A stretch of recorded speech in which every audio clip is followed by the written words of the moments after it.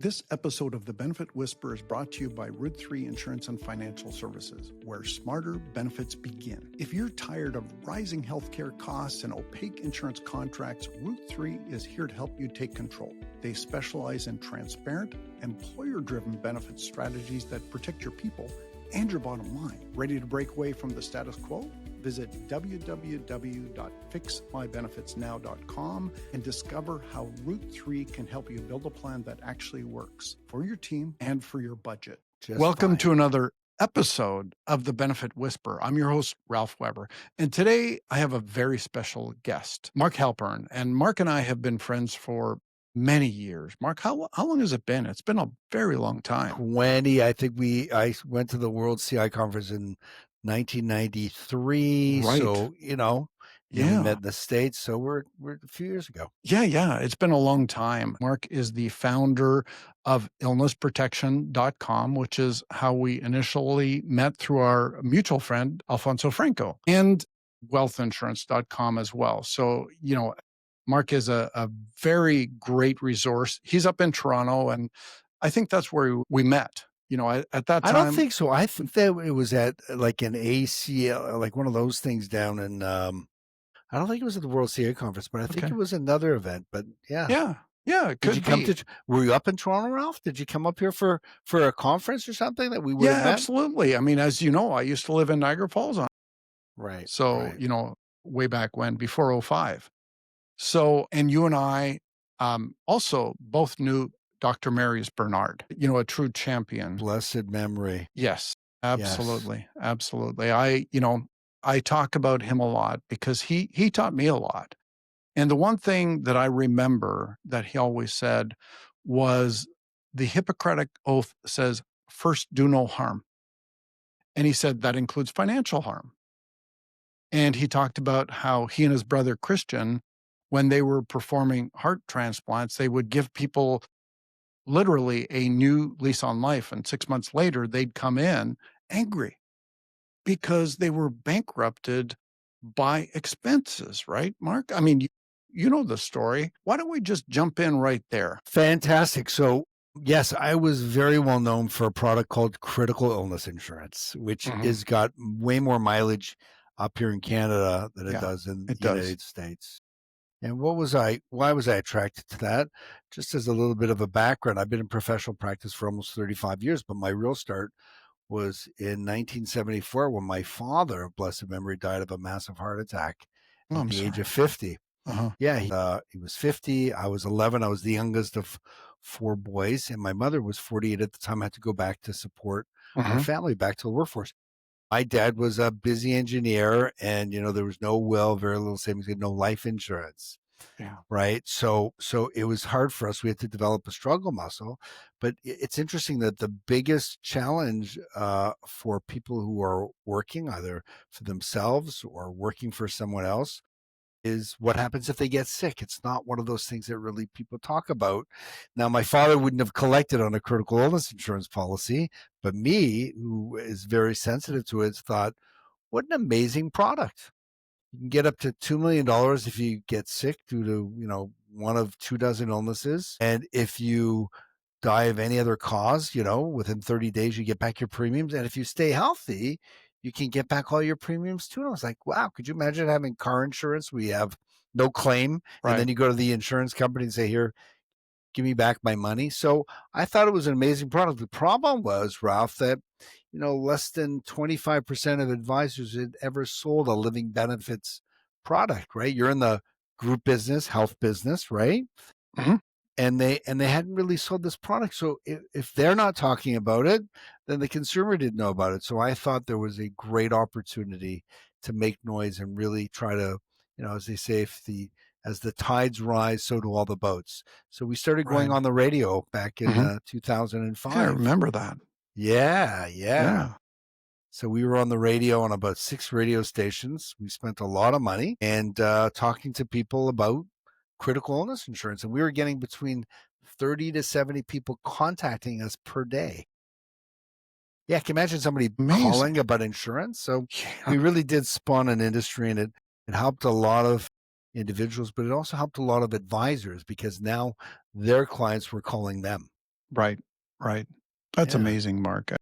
And I remember at that time, your brother Phil and you were working together. That was really a landmark thing. You really were a leader and still are.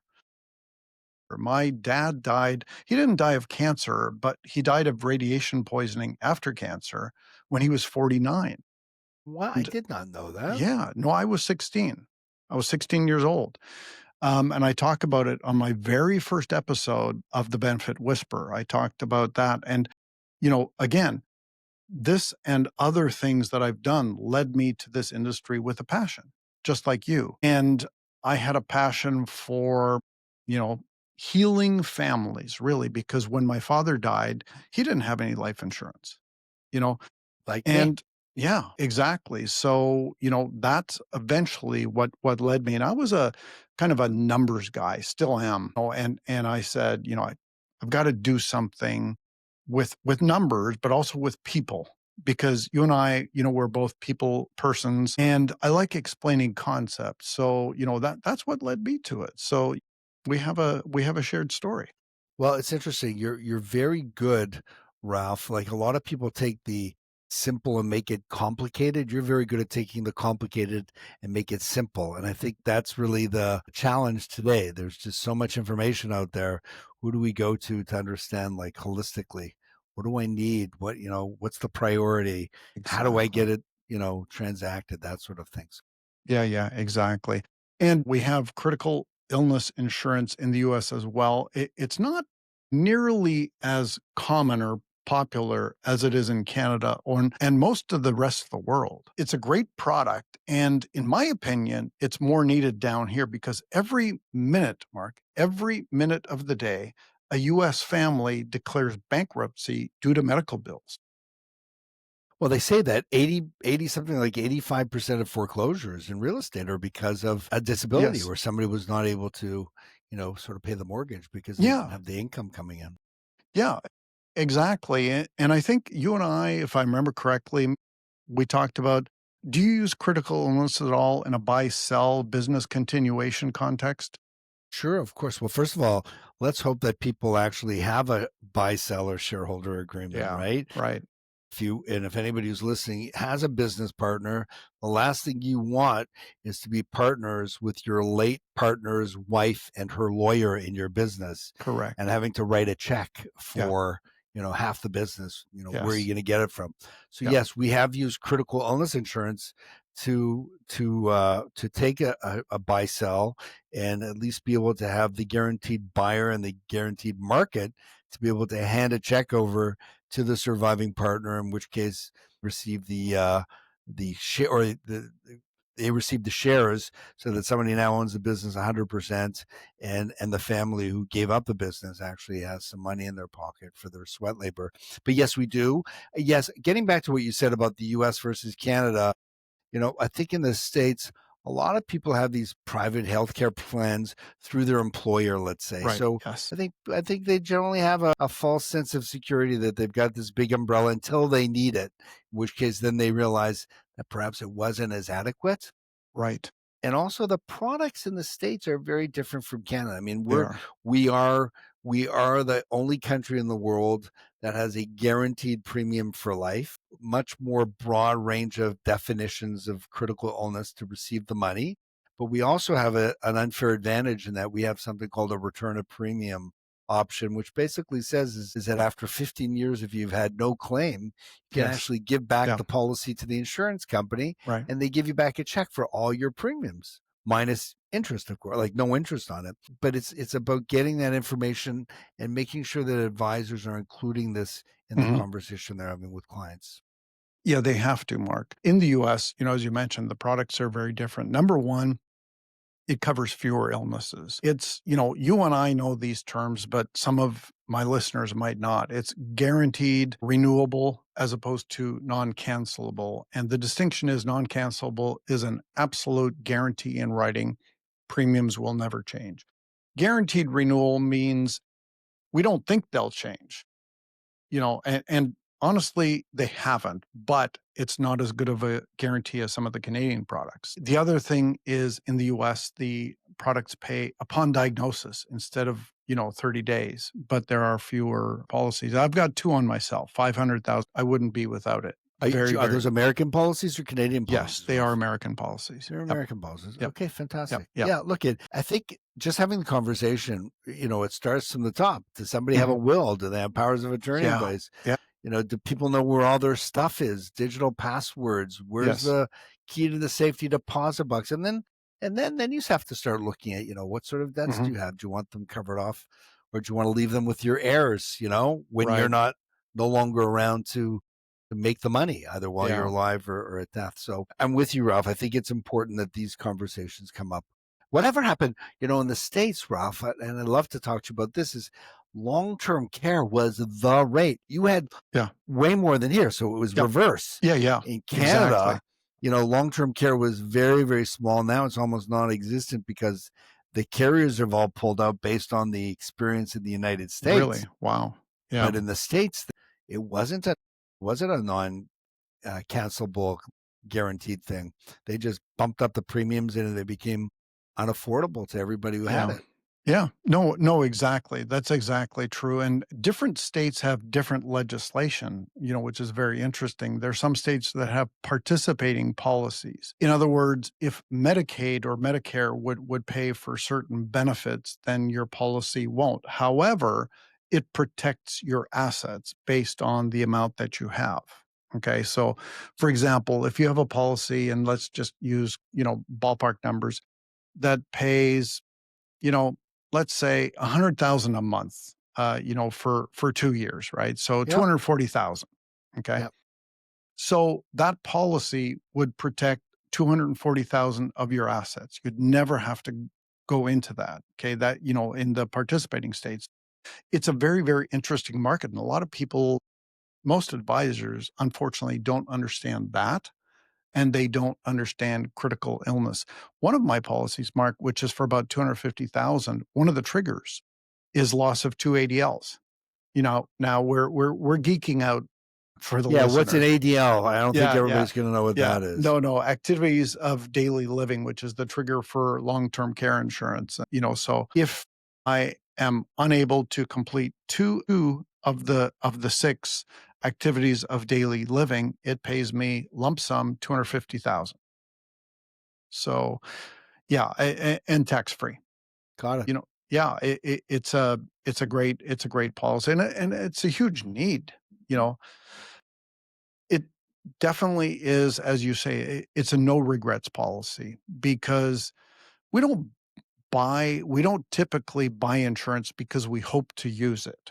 Nobody buys car insurance and at the end of the year, "Oh, I didn't have a car crash. I wasted all this money."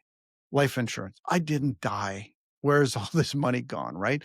The principles of insurance are that it's for unexpected risks, not expected. So we buy it with the hope that we'll never need it.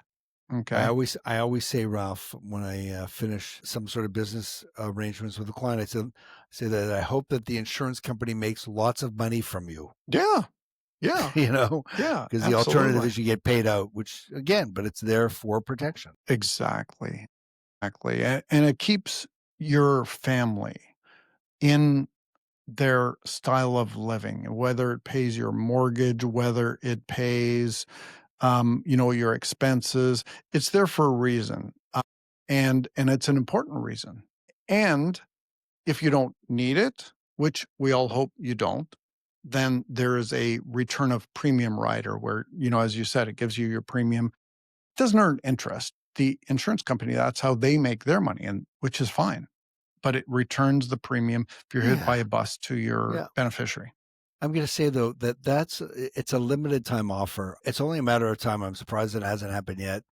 With the lack of activity by Mhm, advisors selling CI, mhm. like how profitable is that Yeah, vertical for the insurance companies? right. Certainly, with interest rates the way they are, imagine, I'm paying hundreds of thousands of dollars in return of premium riders. Mhm. So, the insurance company had that money for 15 years. Did they really make money on it when the interest rates went down so much? Yeah. So Yeah. I can only imagine that it's only a matter of time that the return of premium rider will be gone. The definitions will become much more limited. You will not have a guaranteed premium for life. So, if that's the case, then people should really be looking at getting this now while they can. Absolutely. Absolutely. Lock in now, buy it at your lower age. I bought it when I was like 36. So my age is locked in to some extent. My premiums have remained level. And unfortunately, I have a lot of people, clients and friends who never bought it. Then they needed it. And I always say that insurance is like there are three things in life that you have to buy before you need it. One is a parachute. What's number 2? Do you remember? First of all, you're saying something that's parachute. Wasn't a hand grenade. No, that can't be that. But No. certainly life insurance is one of them. Yep, But yep. what was the other one? Toilet paper. And we remember from COVID, boy, was there a Yeah. run on the toilet Yeah, paper yeah. market, So you have right? to get it before you need it. Yeah. No, very, very critical to have your family protected. So, Yeah. And then you when I know remember when one of the investments I made was in 2003, I went to the world's first critical illness insurance conference, which was in right. Victoria, BC. Yep. That's I was Alfonso at that one. Yeah, Franco. yeah. Yeah. Yep. He was the ringmaster, Right. and I heard Van Mueller, one of my favorite mentors, and I remember Van. Yep. Bhupinder Anand, and I remember just hearing how Pinder. they Do you remember position. Yeah, Bhupinder? sure, of course. We're still Yeah, in touch yeah. with each other. Yeah, I am But these too. guys, they spoke in such a way that it was, look at people are looking for people who are passionate. There's a great book that I always recommend to advisors and just even to young people who are starting off. It's a book by Frank Bettger, Bettger, called How I Raised Myself from Failure to Success in Selling. It's a Interesting. great book. He was actually an Yeah. insurance advisor who was friends with Dale Carnegie. And it's written, a small little book, small chapter scenario, and then a result that came out of it. And the first chapter is all about enthusiasm. Yeah. Yeah. You got to be passionate about something. Yes. And in order to be passionate about something, you have to believe in it and you have to learn about it. So hopefully people are listening and finding passionate people to speak to. Yeah, no, absolutely. And that's something that you and I share, which is why we've been friends for so many years. And next time I'm in Toronto, let's definitely get together. So, and I talked on a previous episode about the buy sell thing where, it really protects you as well as life insurance and buy sell disability and things like that. So, if you're in Canada, call Mark. If you're in the US, call Ralph. And we'll get into that a little bit later. So, Mark, you've also pivoted. You've ratcheted, you have, kind of uncovered new opportunities. Tell me a little bit about that. Yeah, so like any business, it's taken me 35 years to be an overnight success, Mhm. right? So Yep. it's anybody who's in business knows you work hard and you find opportunities. So once we did the critical illness insurance, illnessprotection.com, we then decided to create our own U.S. healthcare product called Elite U.S. Healthcare with the Cleveland Clinic up Wow. here and in the Okay. States as well. But again, we were ahead of the game. Yes. We were ahead Yeah. of in terms of the market. So Yeah. then we said, okay, let's get into the group critical illness insurance market. Mhm. And I spent about a year and a half in that area and a much longer runway. So, you see your activity high, but your revenue down. So, Right. and then what we found out is that really, wealthy people are not necessarily needing critical illness insurance. What they need is it needs to be part of their plan to protect their wealth. And we realized that tax and life insurance and estate planning were really key. So we kind of went that route. And I've always come from a very philanthropic background. I'm Jewish, I'm Orthodox, we believe in tithing. We have Right. a word is called tzedakah, which is, often mistranslated as charity. It actually means righteousness or justice, like we have an obligation to give back if we have. Yeah, so it's always been part of our life. But what I also realized is that most people are giving charity, when somebody asks them to sponsor them for a bike ride to conquer cancer, but it's never really part of their estate planning. And we thought, okay, we need to get the word out just how important this is. And obviously for us too, if you're speaking to people who are generous or people who have foundations, they're people who have money. And generally they, getting back to that 80% of them have not done any planning. So I was involved with a lot of charities, and I did a great TED talk in 19, Ralph. I think you Really? saw it. Yeah, Yeah, it's yeah. called, it was with Moses Neimer up here in Canada, who's like a media icon.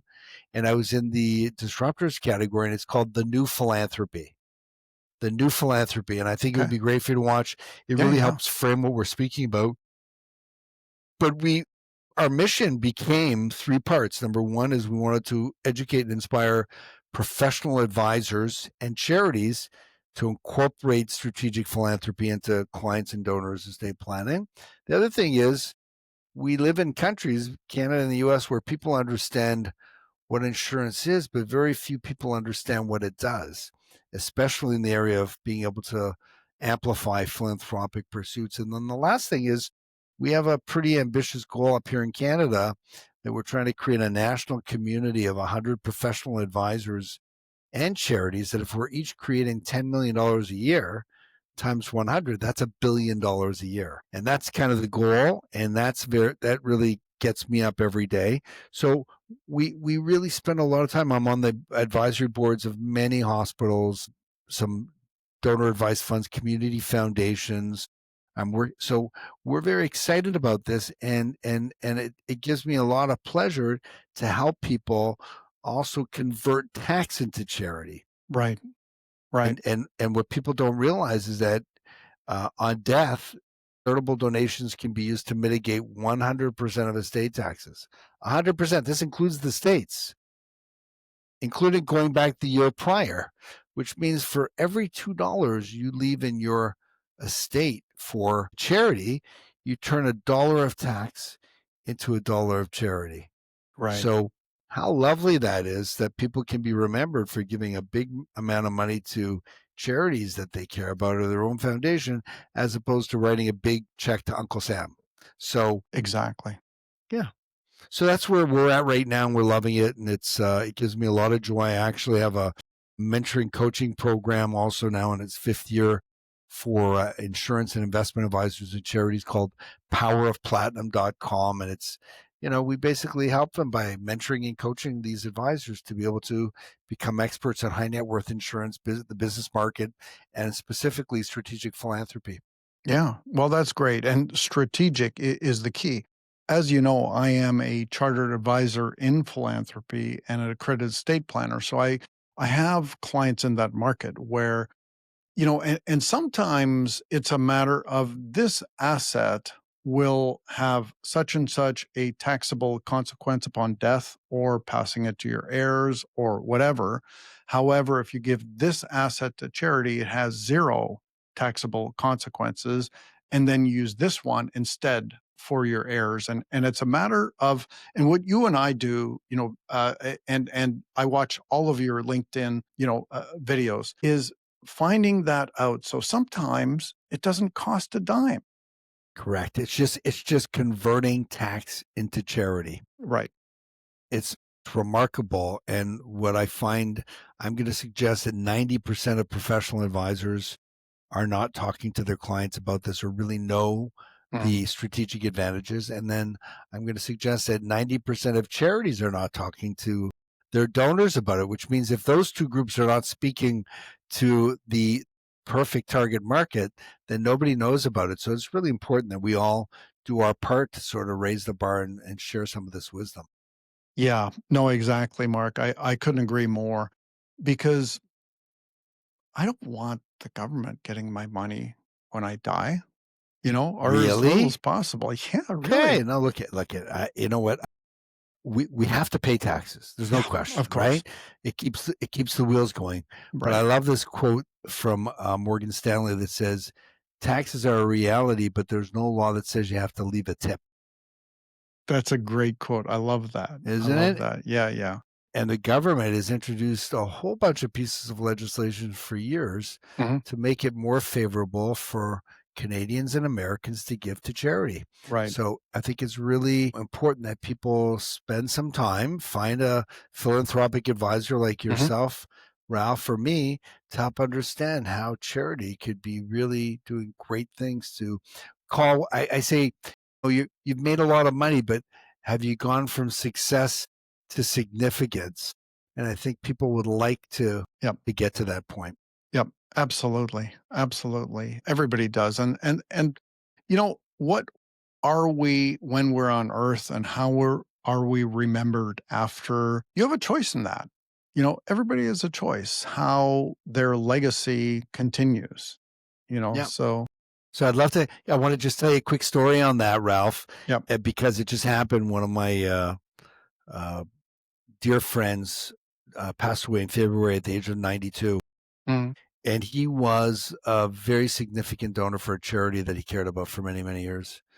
Anyway, when he died, of course, the charity was very nervous. But what happened was about 15 years ago, he acquired a $1 million life insurance policy that upon his death went to his donor advised fund. So that $1 million went to the right. fund. Okay. They gave him a charitable receipt for $1 million, which saved his estate $500,000 of tax.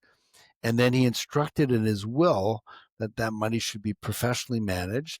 And every year, 5% of it should be going to the charity that he cared so much about. That means for forever, that charity is going to be receiving $50,000 plus per year forever.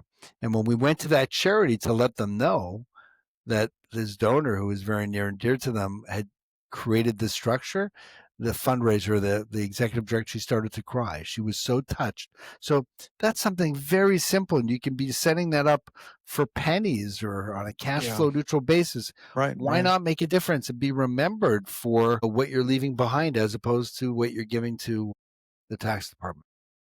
Exactly. And one of the things in the U.S. right now, currently in 2025, the tax exclusion for an individual is about $13 million. So for a couple, it's 26 million. So a lot of people have set up a trust called a SLAT, SLAT, a spousal life annuity trust, so that they can combine their deductions. Now they get $26,000 At or 26 26 million. million. Yeah, yeah, Yes. exactly. And there are a lot of strategies like that. It's all about, you use the word strategic. It's all about strategic planning. It's not always about spending money. As a matter of fact, more times than not, it's about strategic planning, about understanding the rules and understanding how you can leave more to your children, to your grandchildren, and to the charities that you care about, and make it tax effective. Absolutely. All that's required is having a desire to do well or do good, Yeah, yeah, and yeah. then sitting down and helping understand what you would like to see happen if you could. I One of the things I leave people with often, Ralph, Mhm, is if I gave you $1 million mhm. to give to charity, Right. what charity would you give it to? Mhm. So I'm sure everyone's got a charity or Yeah. charities, Yeah, yeah. could be from cancer because their mother had it, or diabetes. So, and you now want to find out why would they like to give that $1 million to that organization? Like, reach in, and it's kind of like a Mhm. bit of an MRI for a soul to see Yeah, what's important. Now, yeah. explain that if you could give that $1 million to charity, and it either cost you pennies, or you could do it on a cash flow neutral basis, or you're just doing it by converting tax into charity. Is Right. that something you'd be interested in? Yeah. Well, most people would say yes. So let's sit down and let's look at the big picture and let's figure out how we can make that happen. Yep, absolutely. It's a no-brainer. It really is. And Mark, you are doing a fantastic job in Canada in helping people to be smart about their money, be smart about their legacy, to be smart about their inheritance, make sure that their kids and grandkids get it, but also in a tax effective way so that a charity can get it. So it's all great work. And Thank really, you. I love what you do, Mark. I follow you on LinkedIn, and I listen to you. Make a lot of videos. How often do you push something out there? We post at least 5 days a week, often Mhm. more than 5 days. At least Right. sort of calendarize. Mhm. And then the videos are, if you're passionate about something like we're saying, it doesn't take very much for me to leave a meeting, put my cell phone up, and share with people Right. what we've been up to or Yeah. some opportunities. So yeah, I love what I do, and Mhm. what's really done is it's the part that I like is I was very fortunate to have some great mentors in Mm. my career, the best, Right. Yeah. and they were so generous. But today it's very hard to find mentors, It is. mentorship, Yep. It and is. people who will share their secret sauce as opposed to hold back, the ingredients. So our mentoring program, powerofplatinum.com, we're doing our next group is starting in January, but it's really meant for insurance advisors, investment advisors, and charities. And it could be even generous people who would really like to become experts in the subject. So, Yeah. Ralph, you have to join us. Yeah, I think I will, Mark.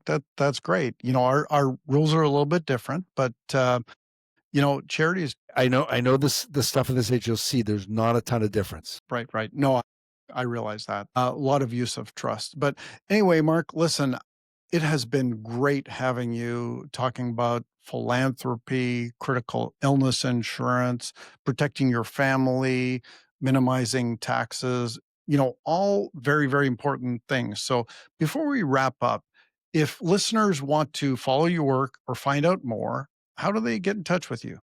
Well, I think the best thing is, like you, Ralph, they should connect with me on LinkedIn. Okay. As I said, well, you'll certainly be hearing from me and learning, and as I share sort of wisdom and knowledge to people. You can also contact us up here in Canada. My email is mark@wealthinsurance.com, or they can call our office 416-871-4357. And the good news is, Ralph, there's never a meter running. So Right, we're not charging. We want to just be able to provide value to people. If there's an interest and there's an opportunity, then the way that we earn our sort of our livelihood is through the strategic use of tax exempt life insurance and right. benefits and whatever. But it has to fit, Yes. a holistic plan. It's not Yeah, about buying a yeah. product or a transaction or a strategy. Right. It's about making sure that it actually solves the problems. Right, right. And when you said Mark, you gave your email address. Now, I know your name is spelled with a K, not a C, but Mark can Right. be spelled both ways. And my niece's partner, his name She's is Mark, with a and C or a K. Mark with a K. Okay. So he was ordering at Starbucks. It's a funny story. You're going to love this. And he said, Mark with a K. So the coffee came out and it said Kark, K. Hold on, Mark with a K. So funny. Look at Yeah, that. yeah, he posted it One. on yeah, he That's posted so it cute. and it went viral, so Oh, I thing that I love the most. You have to be so careful with social media. So I heard a true story about a fellow who was going down to Florida with his secretary for a conference, and then he was going to be meeting his wife. Mhm. She he sent her. She sent a note and said, "How's the conference going?" And he said, "It's great." He says, "What's it like? Traveling with Shirley, whatever." And he writes back, "I wish I wish you were her." He said to his wife, "I wish you were her." Anyway, As opposed she to got here. she got very upset. She was going to cancel her trip to meet with her husband until they realized that there was one letter missing, the E Yeah, from yeah. her here. Wow. And we have to be so careful, so Yeah, careful. yeah. Funny stories, great times. Mark, it's been great having you. I appreciate your time, thank you. And as always, for my listeners, if you have found this helpful, please share it with your friends, like like the episode, post it, and subscribe. And if this can help somebody else, share it with your friends. And if you want to get in touch with Ralph Weber, the Benefit Whisperer, you can email me, ralph@thebenefitwhisperer.com, or visit our website, mybenefitsnow.com. And you can also call 832-924-3330. I'm Ralph Weber, and thanks for listening to The Benefit Whisperer. Thank you.